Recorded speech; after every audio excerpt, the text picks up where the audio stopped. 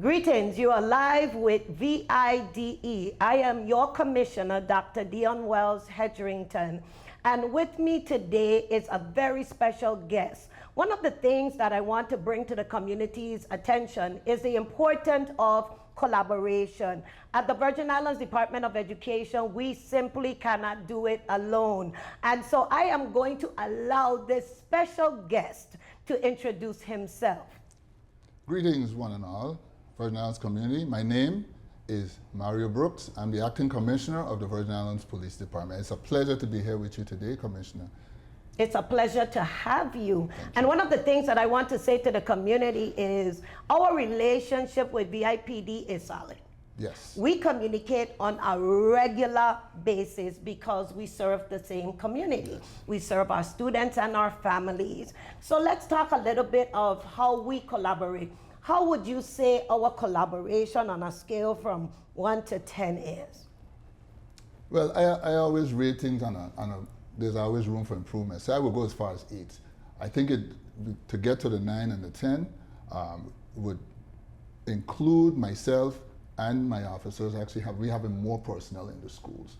And that is something we're working towards, having more personnel in the school, more school resource officers, because again, I always believe these children are our future. So we need the additional support in there to help quell and support the school resource officers, the monitors in the different programs and situations that occur in the school. So you mentioned school resource officers, and I've been in several forums, and I've heard principals say we don't have enough police presence on our campuses. Tell me what's going on with the school resource officers. I know from past conversations I've heard that there's been some challenges in finding persons to take those positions. Can you talk a little bit about that? So the school resource officer is a special officer. I mean, all my officers are special. Let me say that first and foremost. Mm-hmm. But a school resource officer comes with a special dynamic. They are trained to really have that level of communication, not only with the students, of course, with the monitors, but they have to interact more with the students than anything else. And you know, it takes a special type of person to know how to reach that level, have that discussion with them based on their age group. So our school resource officers are trained. They go through a myriad of trainings, are nationally certified in order for them to be able to become school resource officers. That presents a challenge, one, because not everyone is cut out to be a school resource officer. That's first. Secondly, more of our senior school resource officers, they're starting to transition into retirement and so forth. So we're working towards building that group up some more, especially now that we have so much attention that's occurring in the schools.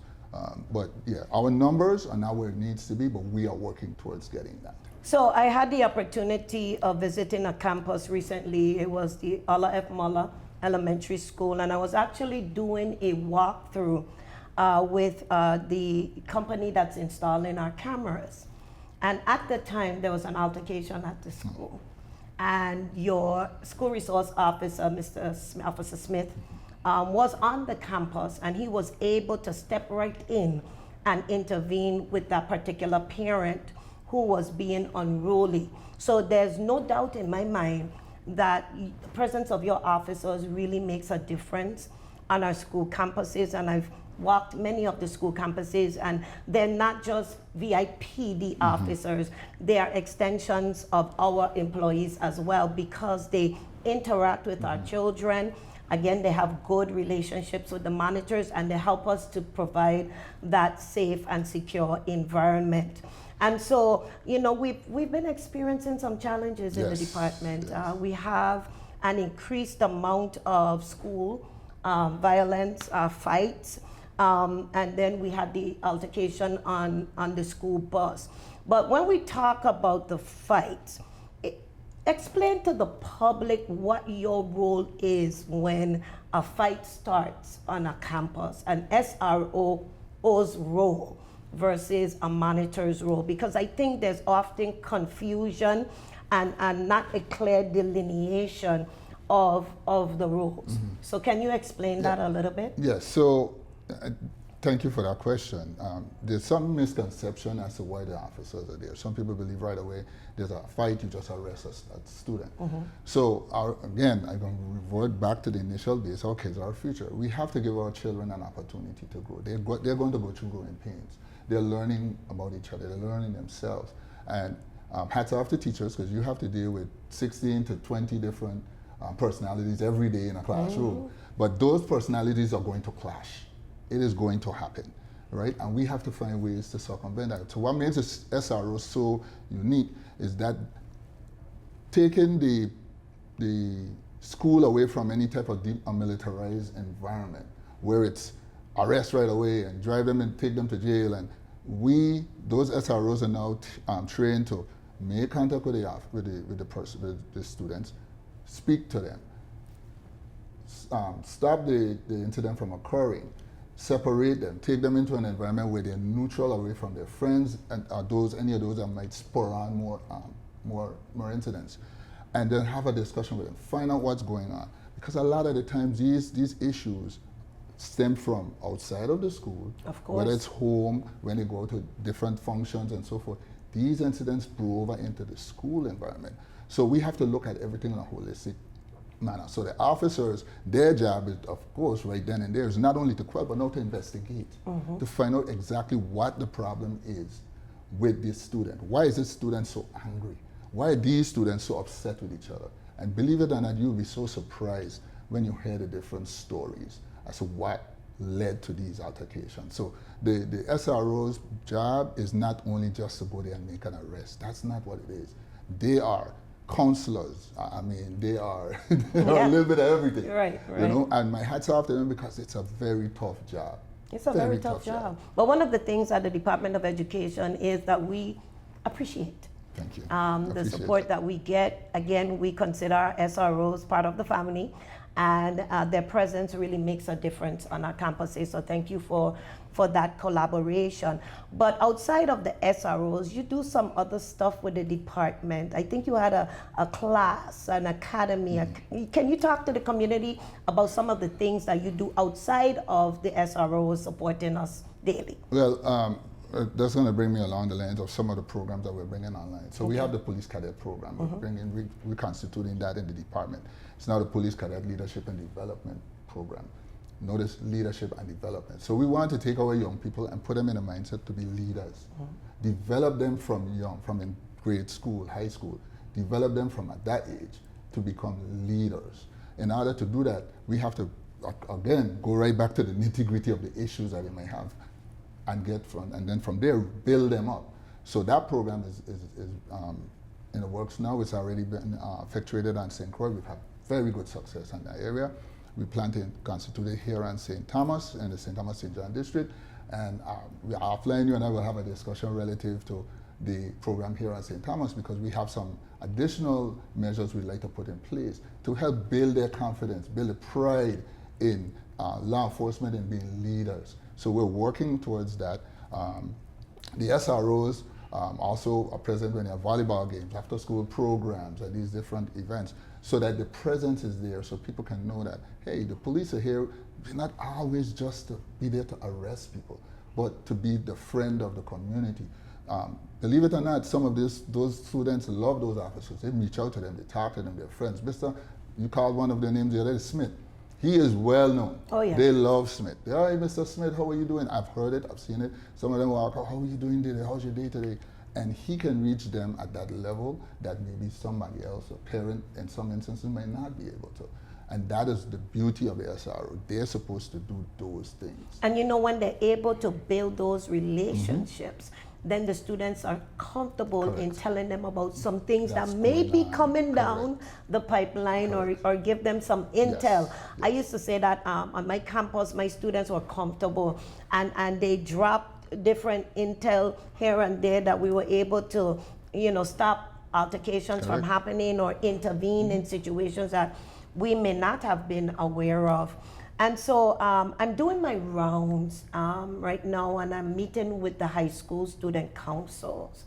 And in a meeting that I had at Ivana Udorikin yesterday, one of the students mentioned the stress levels that that students are experiencing today.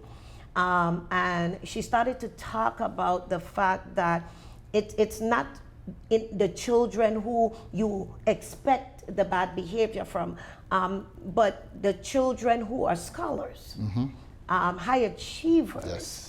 are experiencing increased levels of stress. And now she said that we're seeing more drug usage, more smoking of marijuana, more drinking of alcohol. Edibles. And so we talked about what can we do in order to help our children cope with the day-to-day stresses of the world. We're adults, and we're in very stressful positions, and we have to learn how to balance work and home and the stressors in between. But our children don't have the skills yet.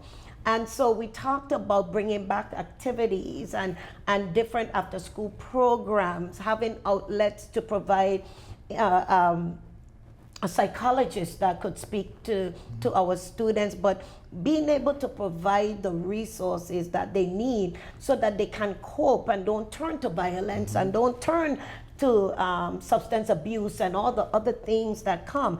And one of the things I said to the children is, when you may think that you're smoking a regular joint, somebody can lace a joint with a substance that can just disrupt your whole mental faculties. And so it's very scary, the things that our children have to make choices on today. Yes, indeed. But as the adults and as two departments that work with our children, we have to continue to share our resources and educate our children and open doors for them. Any thoughts on that? Yeah, so I think you were in my mind just now. Okay. So you mentioned activities. So we also now have the police activities lead. So if you've been seeing around on our Facebook page, online, where we have these different activities for kids, course racing, we've had drone racing, and these different things. We have trunk or treat coming up in a few in both districts, and kids are looking forward to that. It's been a huge success the past 2 years.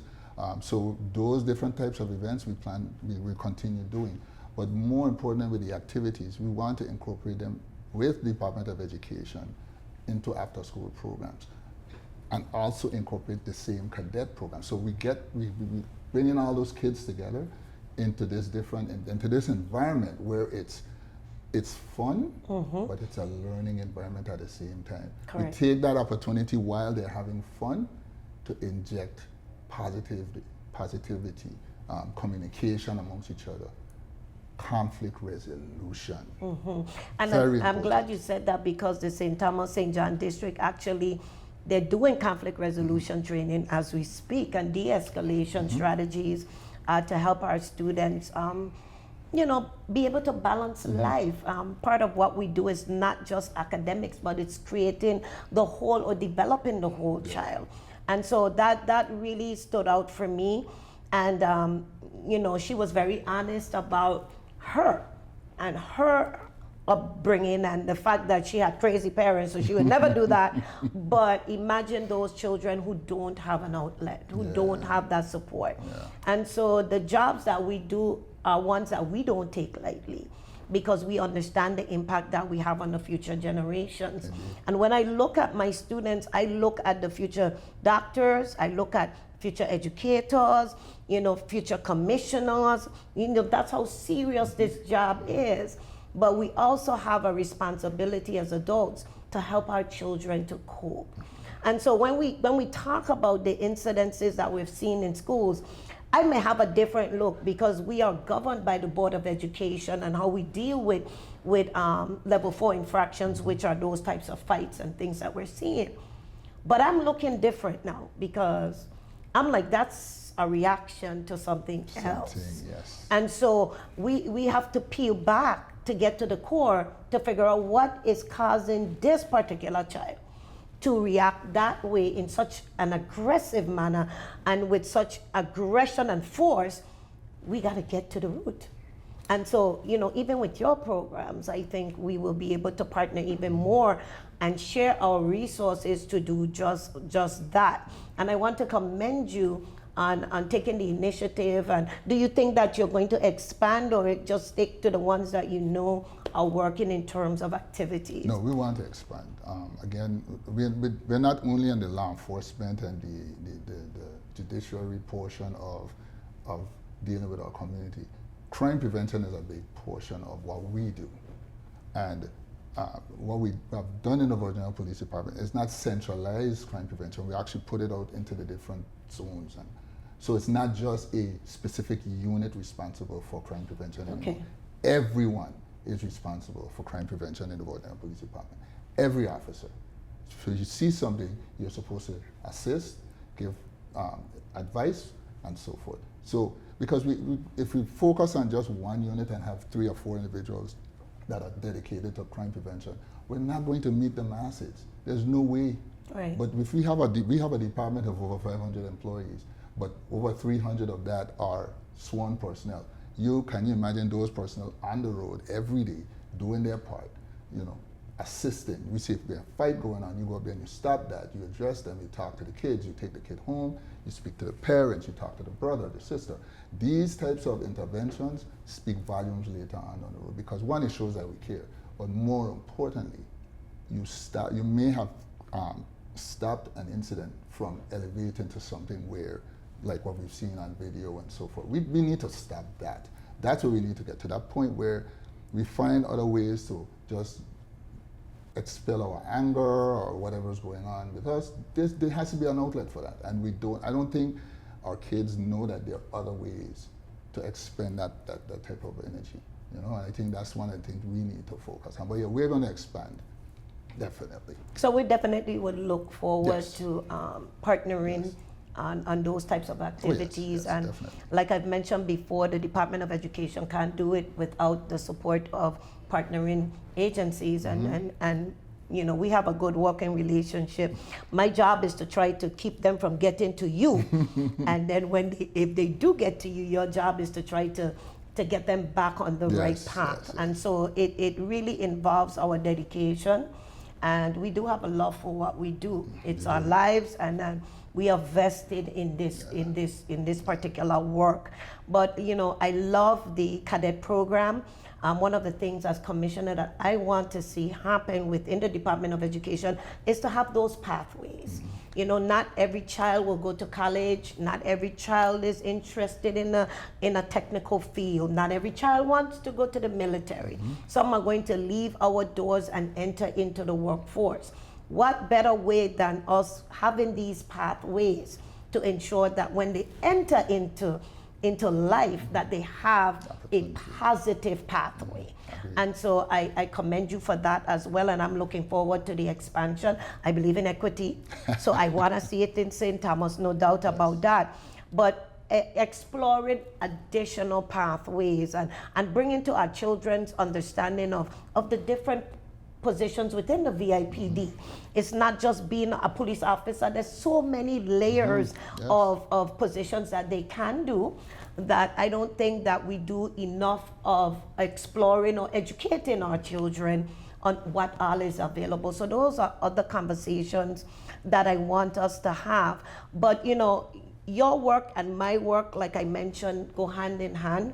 I think your philosophy on or your mission and vision aligns to ours in terms of realizing the importance of protecting the safety of the masses and understanding that in the masses are our students and families. And one of the things that I want us to get into when we come back off of this break is how can we support our families? What have we been seeing in our schools, and how does that relate to the family structure, and what can we do to help our parents? Yes. I've heard parents say they're scared of their children, and that's crazy to me, because I could never do that. My children knew they couldn't do that with me. But we are dealing with a different generation, and we have to find ways to help our parents. I want to say thank you for tuning in. Stay tuned to Live with VIDE. We will be right back.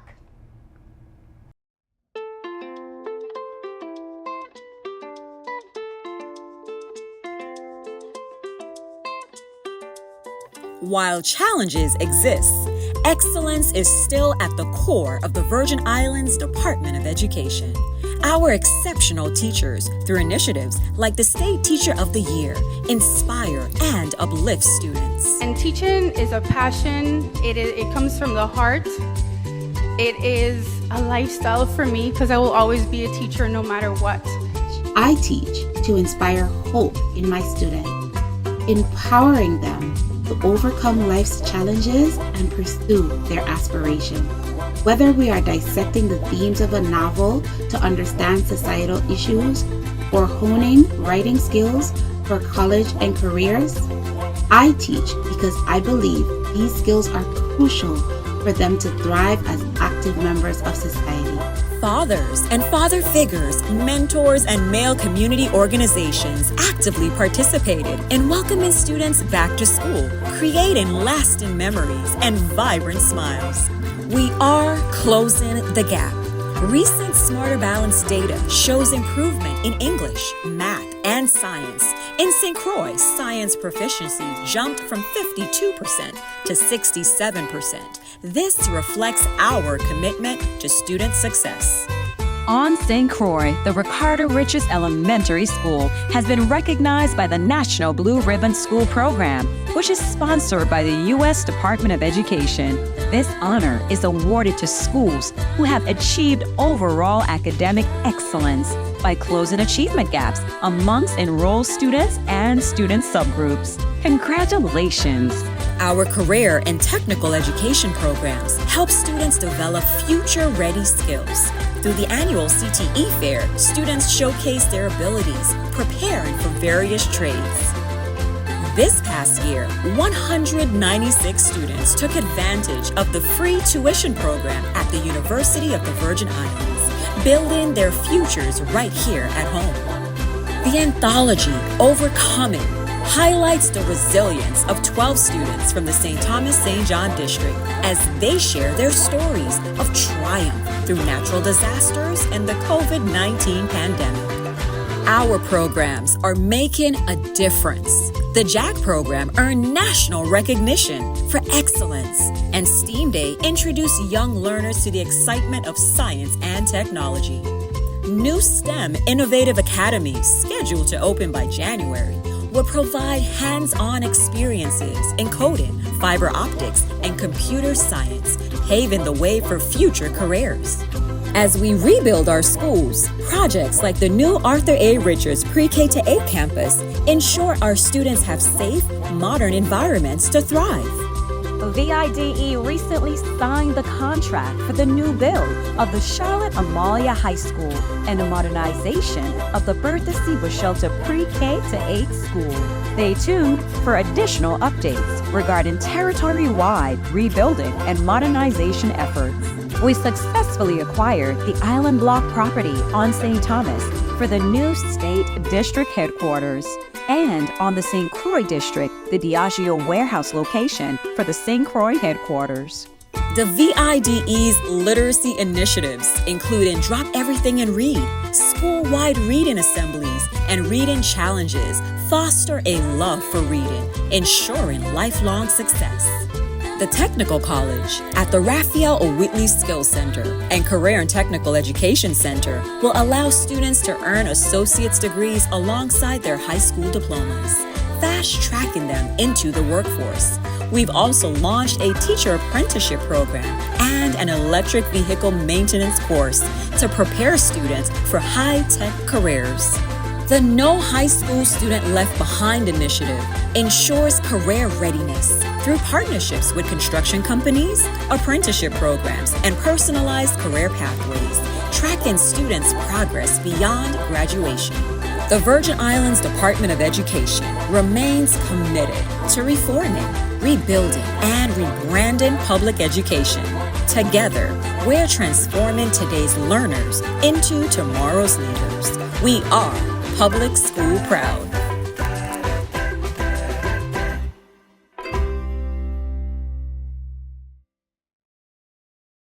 We're back with Live with VIDE. I am Dr. Dionne Wells-Hedrington. And now we have two additional guests that have joined us here in the studio. With me is my Assistant Commissioner, Mr. Victor Sohm III, How are you, Mr. Soap? I am well, Commissioner. Thank you for joining me. And then from the VIPD is none other than Chief Phillips. And I'm going to allow Chief Phillips to talk a little bit about his story. Welcome. Thank you, Commissioner. My name is Stephen Phillips, Chief of Police for the St. Thomas St. John Water Island District. I've been in the department for over 23 years at this present time. Actually, I started off in the Department of Education in 1998 as a school monitor. Actually, I was trained through the Virgin Islands Police Department as a school monitor. I did it for 3 years and then I transitioned into law enforcement. And it was quite an experience to transition into law enforcement because when I was working in the school, I saw a lot and I said, you know, I can do more. So I decided to transition into law enforcement. I did patrol. Actually, I work in the Juvenile Investigation Bureau, and then I went to the High Intensity Drug Task Force.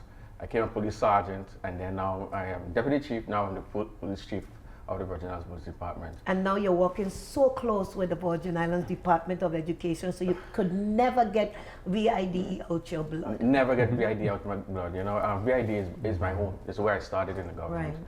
And you know, and I always go back there and make sure our children are our priority, because I've seen our children from the worst to the greatest. You know, the successes that I've seen in education in the department. And one of the things when I first started my career in education, my mom is an educator, and she said to me, I don't care how bad a child is, never write them off. There's good in every child. And we ended our last segment with Acting Commissioner Brooks talking about parents and the challenges that our parents are having now. I've been in settings where parents have said to me, I don't know what to do. I don't know how to control my son. My son is deciding not to go to school. What do I do? And I know that different things, different resources in place that could help our parents, such as PINS or any other partnering entities that can give that support to our parents, because we have parents that need it. And parenting is not easy. You guys know. We didn't have a manual, right? No. We kind of did what our parents did, and we kind of duplicated that. And some of our parents are truly struggling. So what are your thoughts on some of what we can do to assist our parents, Isiso? Well, you know, we live in a very different time. Children today are very, very different than when you and I were in school. And parents need help. They truly need help in understanding the psyche of students. But parents also need to understand that they have a role to play in parenting. I have always taken the position with my child. You are not my friend. She's 27, 26 now. She will never be my friend. She will always be my child. And I'm responsible for her even at that age. And so parents need to take back control and parent. You're not in a situation where this is your friend. You are responsible for this life. And you have to do everything that you need to do to make sure that that is a life well lived. Right. And VIDE, through our directors of parent and community service, we reach out to parents. We have great partnerships clearly with VIPD. We have also great partnerships with the Department of Health, the Department of Human Services. We mentioned PINS, which is Parents in Need, or Persons in Need of Supervisions.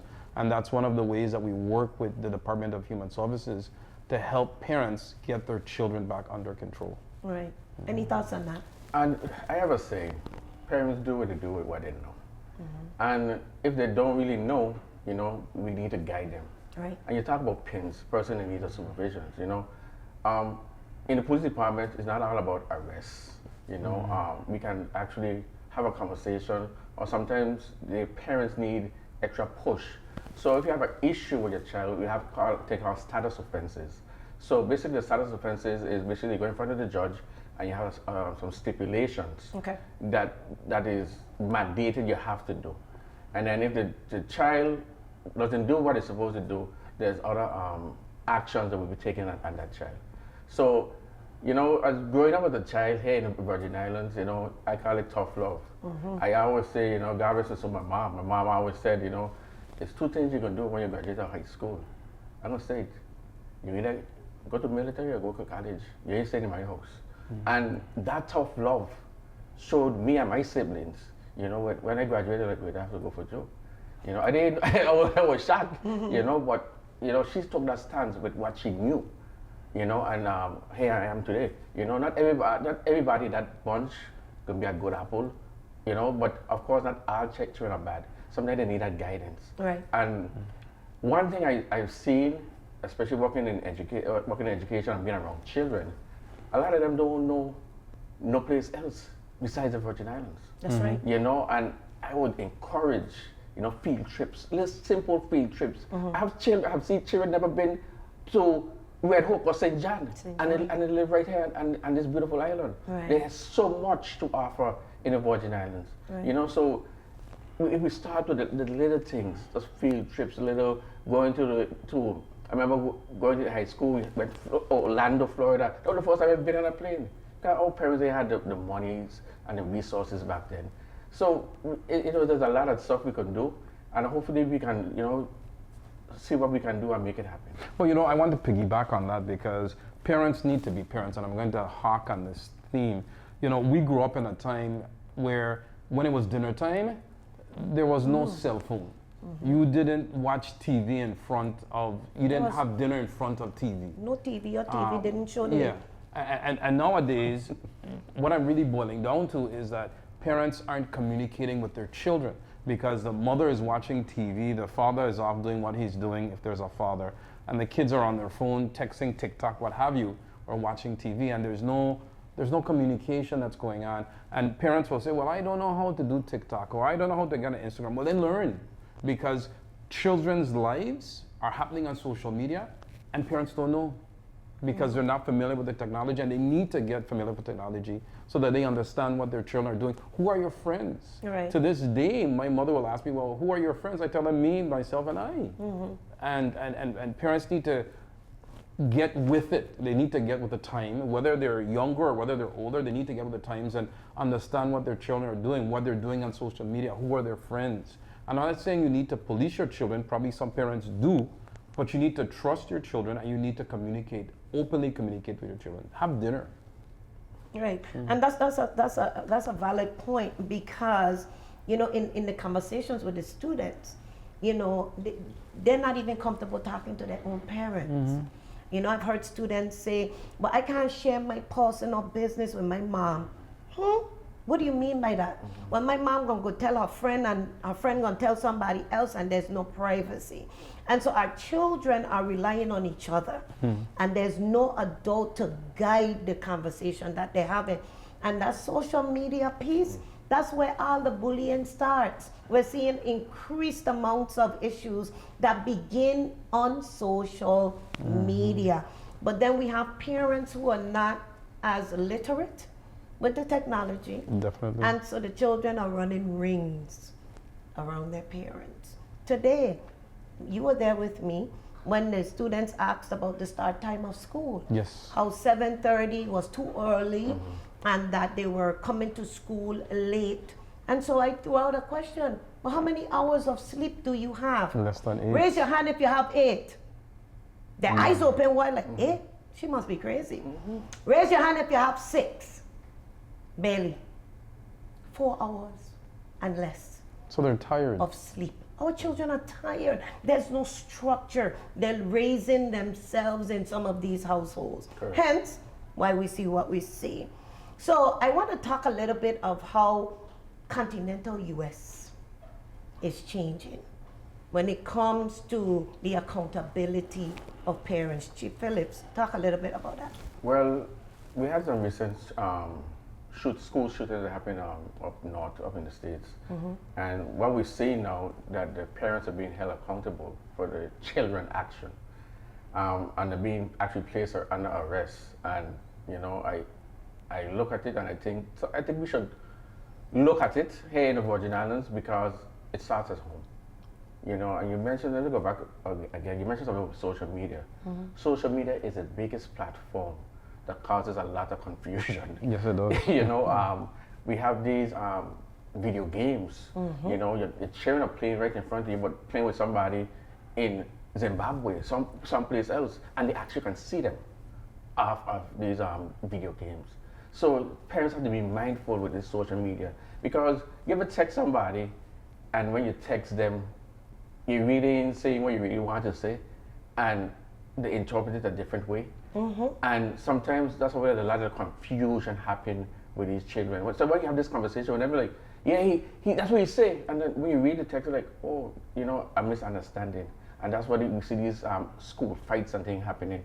You know, we just need to change the mindset, the thought process. They can't be that violent, you know, and then we have to do better. The children have to do better. Yeah.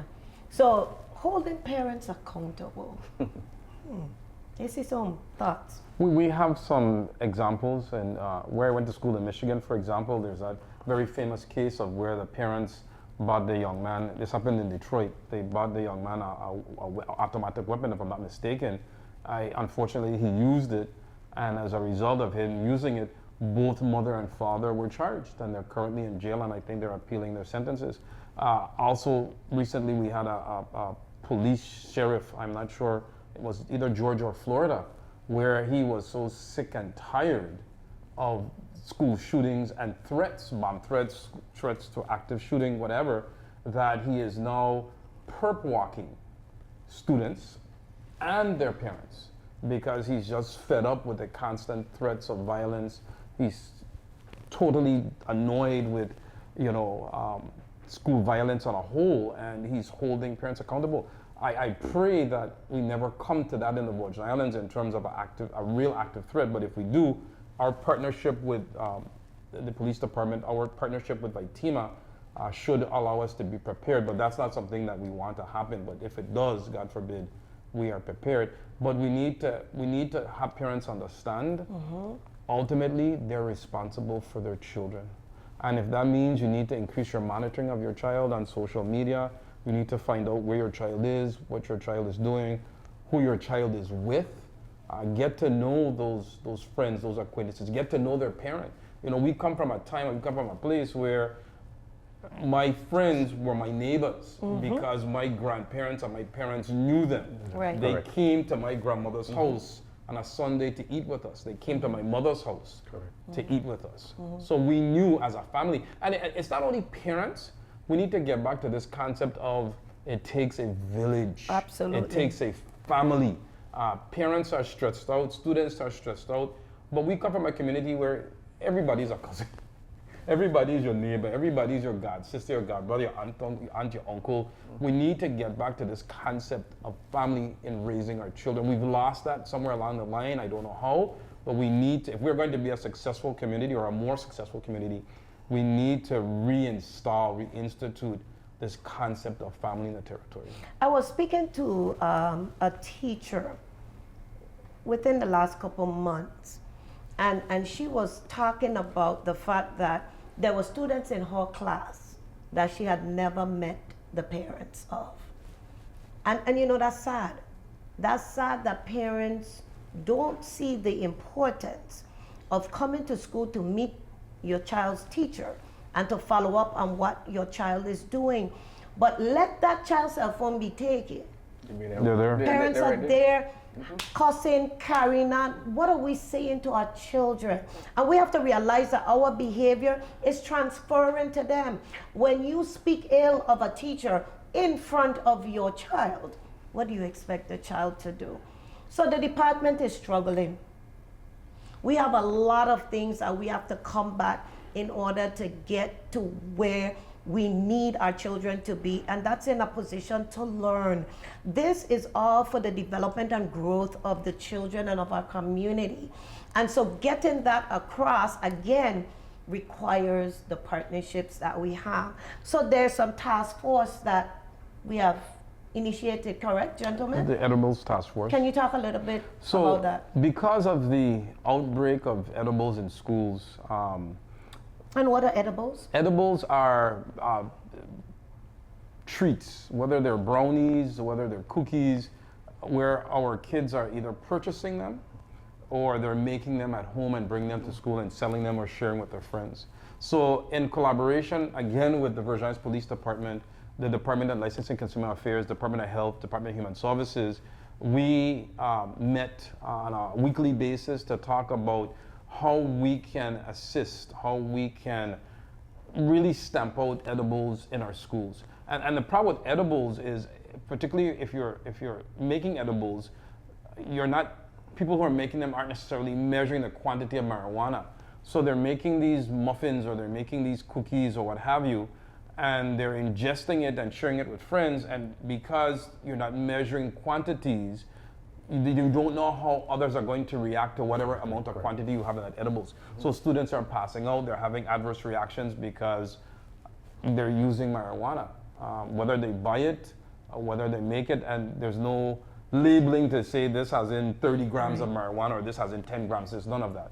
And it's again causing adverse effects. So the task force found it important to look at this issue, come up with solutions to the issue. Health, for example, did a series of radio commercials that spoke to, with Dr. Nicole Sims, that spoke to the dangers of edibles. DLCA stepped up its monitoring of gas stations and little corner stores that were selling edibles meant for adults, but because the stores weren't checking to make sure age, they weren't really good at making sure only adults are buying them, students were buying them, and then using them in school and giving them to friends. So that task force was headed up by the public relations director for the Virginia's Department, Police Department, as well as the public relations director at the time at VIDE. So that was a really good working opportunity. It's something that we will reinvigorate and restart because it's still our problem today. Oh, it is. It's still our problem today. And it's going to have to expand beyond just edibles. We've known students, for example, you think they're walking with water, and it's vodka, or it's Kujan rum, or it's something else, and you only know that because you then begin to see the behavior as a result of ingesting these drinks. And so that's something that we need to take a hard look at and work with schools, work with parents, work with our communities and our sister agencies to bring resolve and redress to. Any comments on the edibles? Yeah, we also see, also too, they're utilizing cough syrups. Yes. They call it the sizzle. So something you're thinking that you're drinking Sprite and a Coke, they're mixing the different cough syrup, and they're getting that high off of those cough syrup. So all of those things that when we started to do the task force with edibles, we realized what is a bigger issue here that we're having here in the territory with the sizzle. Basically, it's a rap song that one of those artists sang, and they were utilizing those different cough syrups, and so we do have issues that we need to address, and we are addressing them accordingly. So it's amazing how many things our children have to deal with. How many new opportunities, they can be influenced from across the world because of social media, because everything is accessible to our children. You Google anything, you can figure it out. And so we also have to be astute, we have to be vigilant, we have to be with it as adults, as parents, if we're going to be able to steer our children in the right direction. But our children are worth it, and so we are going to continue to put our resources together to make sure that we are doing our due diligence to save our community, to save our future generations as we move this territory forward.